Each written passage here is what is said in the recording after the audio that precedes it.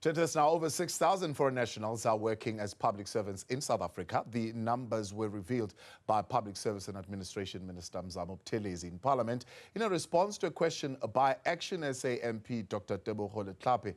DPSA Human Resource Management and Development DDG Nico Mabunda is joining me for that conversation. Nico, good evening and thank you very much for your time and coming on this evening.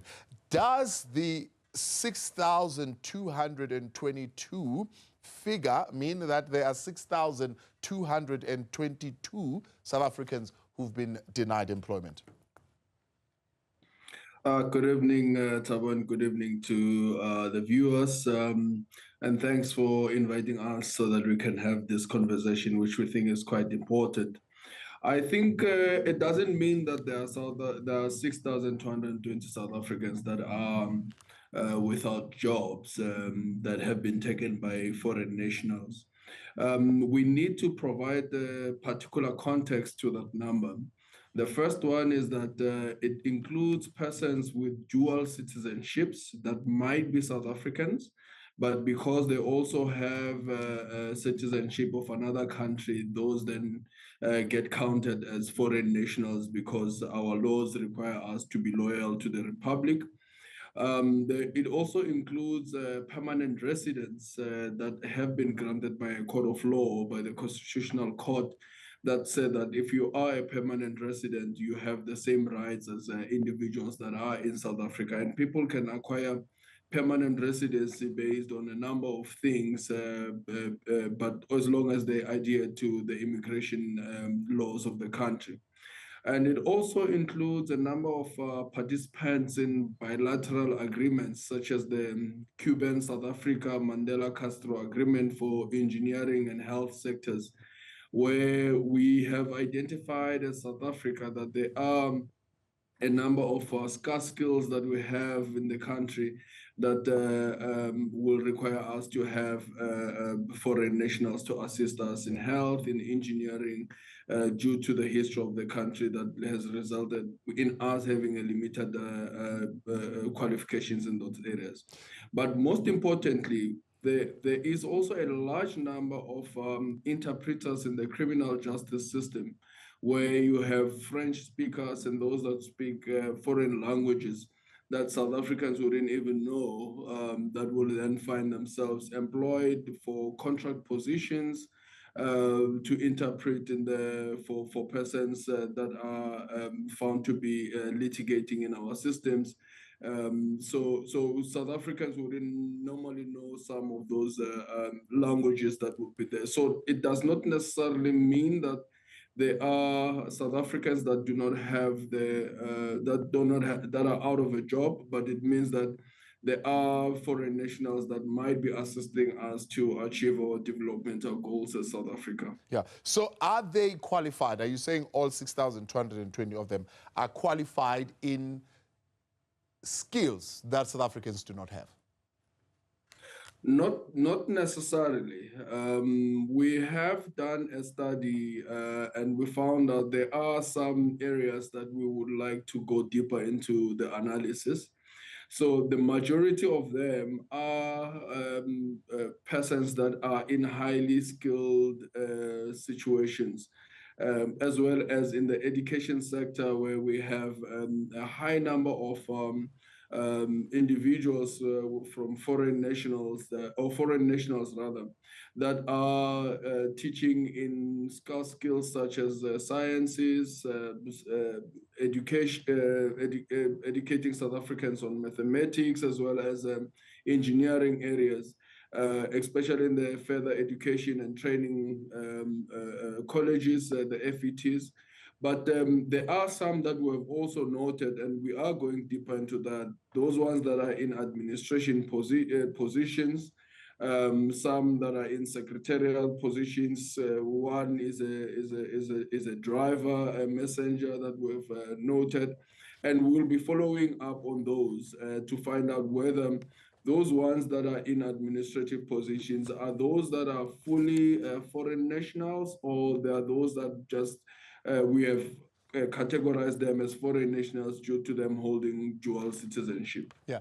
So, I mean, the question of language has been raised. I'm sure you know the story recently in the debates that have been going on in the country. And many South Africans are saying, look, that is a very weak kind of argument that you're putting up. There are many South Africans who are bilingual. They can speak a number of languages that can hold these jobs of interpreters. Is there a proper guidance in place, a guidance on recruitment, selection, and that says this is how you must go about it, or you just simply look at a post and say, well, it requires a French speaker. There are no South Africans that can speak this, and therefore we can hire for a national here.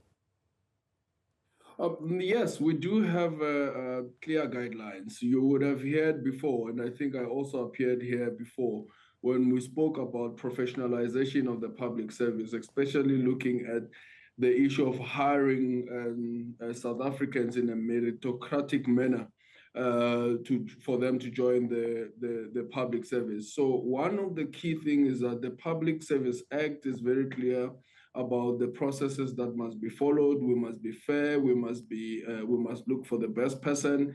There mustn't be any interferences. And we even go deeper into the regulations that we have set. We even set out a directive earlier this year that provides guidance to the departments that we have that says, these are the processes that you must follow. There must be qualifications, there must be skills, there must be competencies, but there must also be integrity in the manner in which we recruit and the persons that we are recruiting.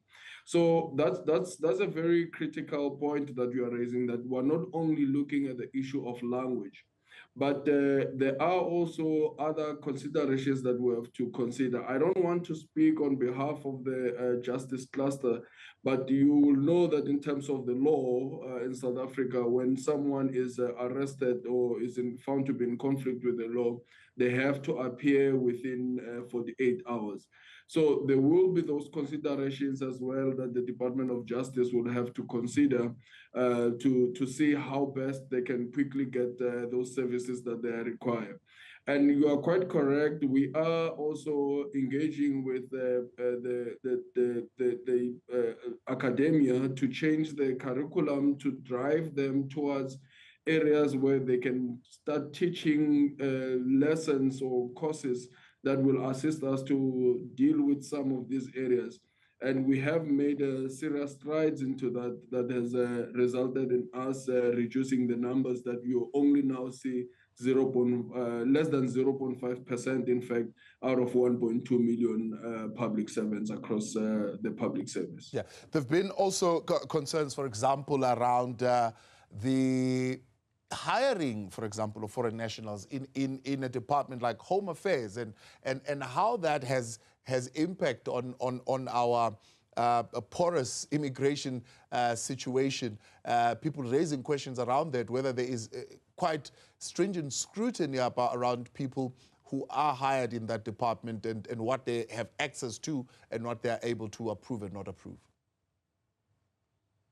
Yes, there are obviously cybersecurity concerns, but also national sovereignty issues that we have to think about. That's why we have now revised the directive on the hiring of foreign nationals so that we are very clear on what we need. Firstly, South Africans are prepared when you come to employing in the public service. That is the first priority that we have.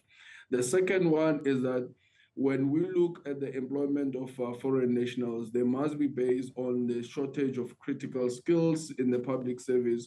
There must be demonstration that the department has gone out and looked for those skills and they have not been able to secure those skills.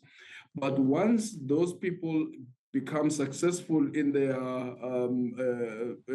their quest to join the public service, they must then also be paired with a South African so that there is a transfer of skills and there is an understanding of that they must be legal in the public service, in the Republic of South Africa. So as before an individual joins the public service, there is what we call personal suitability checks So those tests include making sure that they have the correct papers to be in South Africa. They can be traced, they can be located.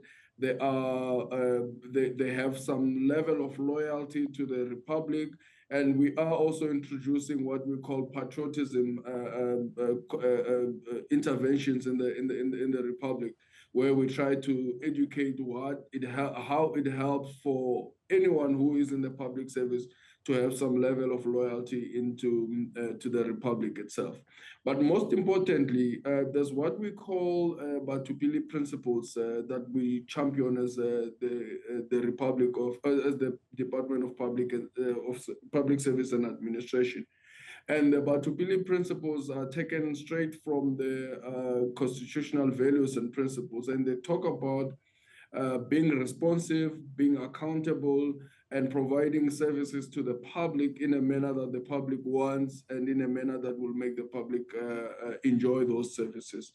So we are looking at the measures to improve security, but also to ensure that whoever works in the South African public service serves South Africans in a manner that they want to be served and they deserve to be served. Yes, somebody in the private sector asking, well, if government is allowed to hire foreign nationals, then private sector should also be allowed to do so. Well, in the Republic of South Africa, we have the Public Service Act. We also have the Immigration Act.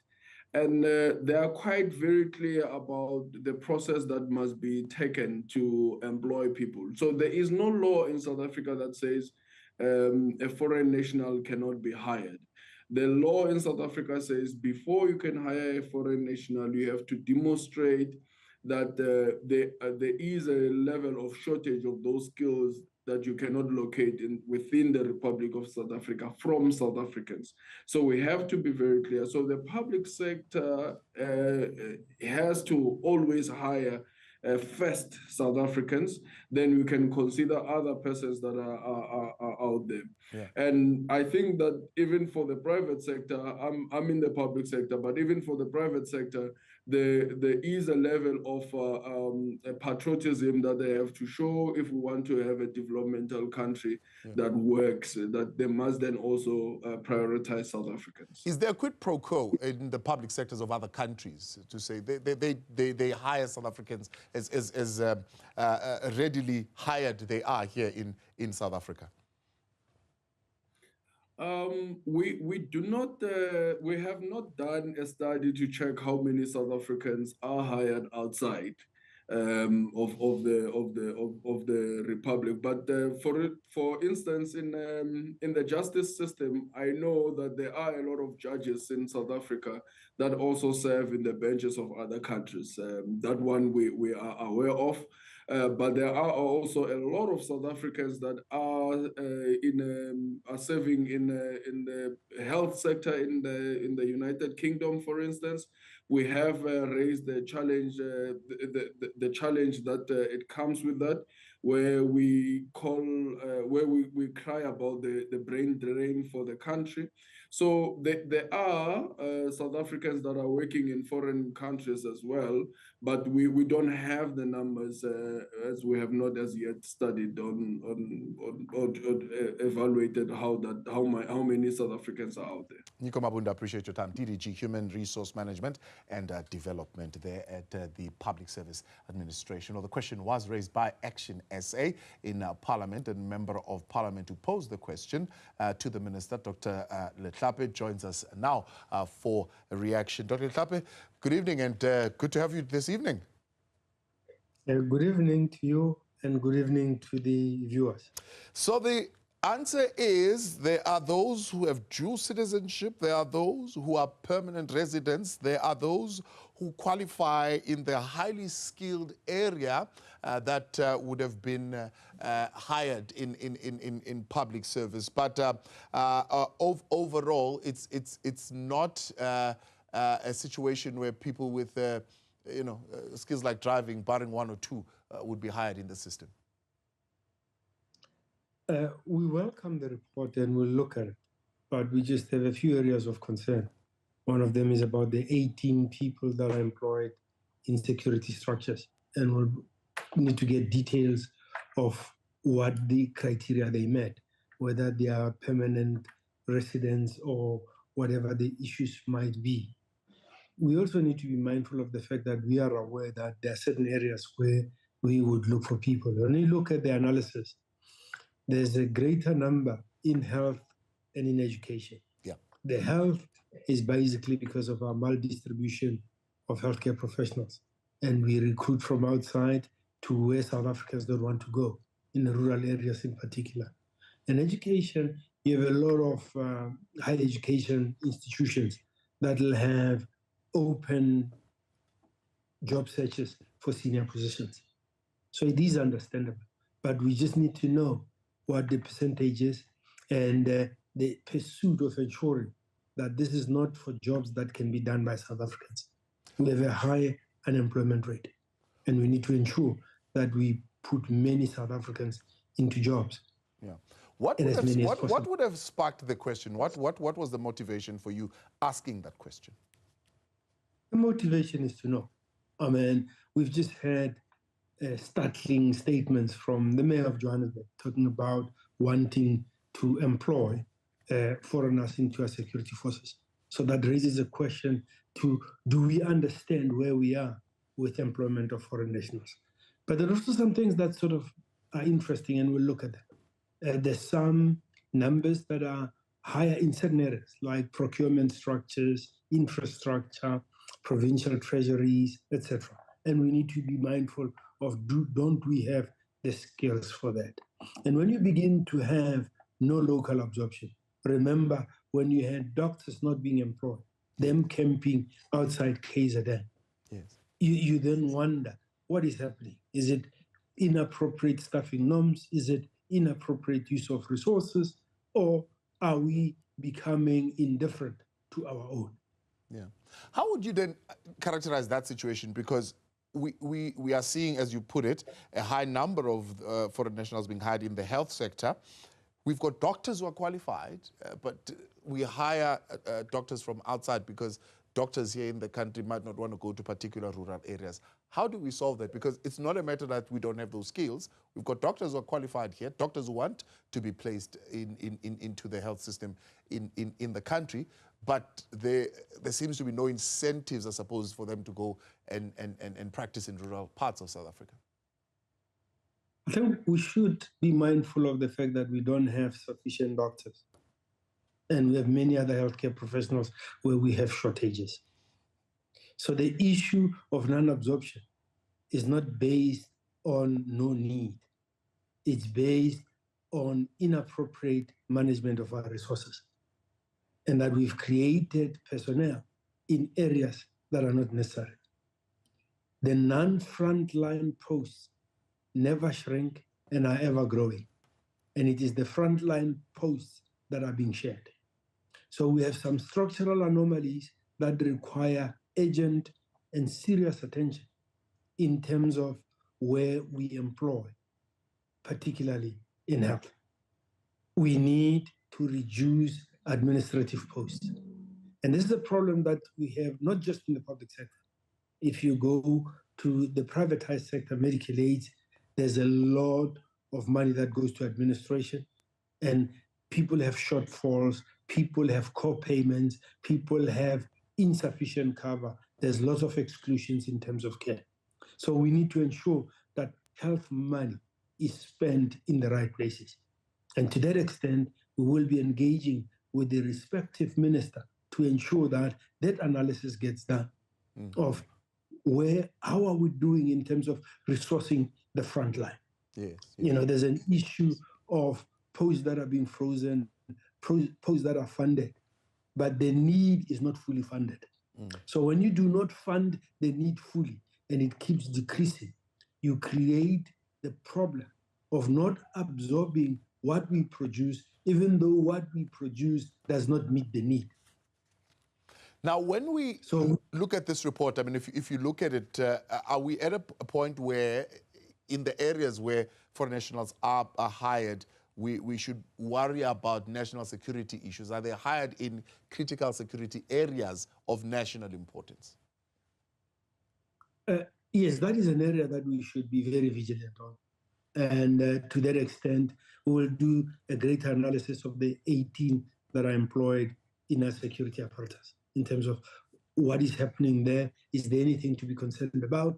Or it's just a question of status that has changed and they've had proper security clearance? That's an area we should clearly be mindful of. So we are not suggesting any form of vigilance against foreigners. We just need to know where we are in terms of the employment of foreigners so that we know as a matter of fact where we should be creating jobs for South Africans, where we should be skilling South Africans to occupy. Remember, in health, for example, in the US, they have nearly 1 million doctors in the US. 25% of their workforce are foreign medical graduates that are not of US origin. So in areas where you do not produce sufficient professionals, it is a good strategy to recruit from outside. Our healthcare professionals are being marketed by Australia, marketed by the UK, marketed by other rich Commonwealth countries. And we need to be mindful of that. So we need to ensure that we create stable, attractive working environments in the public sector. That will ensure that we provide quality services, we reduce litigation, and South Africans will flock to come and serve their people. We need to attract people and stop driving them out of the public sector, into the private sector, and into foreign lands. Yeah. So let us work on the issues of sufficiency of human resources. Let us work into a working environment that is safe. I mean, we've had robberies occur in hospital situations. We've had this video that is doing rounds from the weekend from the patient in Helen Joseph Hospital. Right. Those are issues that require serious attention. Yes, yes. And those are issues where we should be creating employment for South Africans, maintaining our infrastructure, and improving the working conditions so that we can deliver quality health services to the people of this country.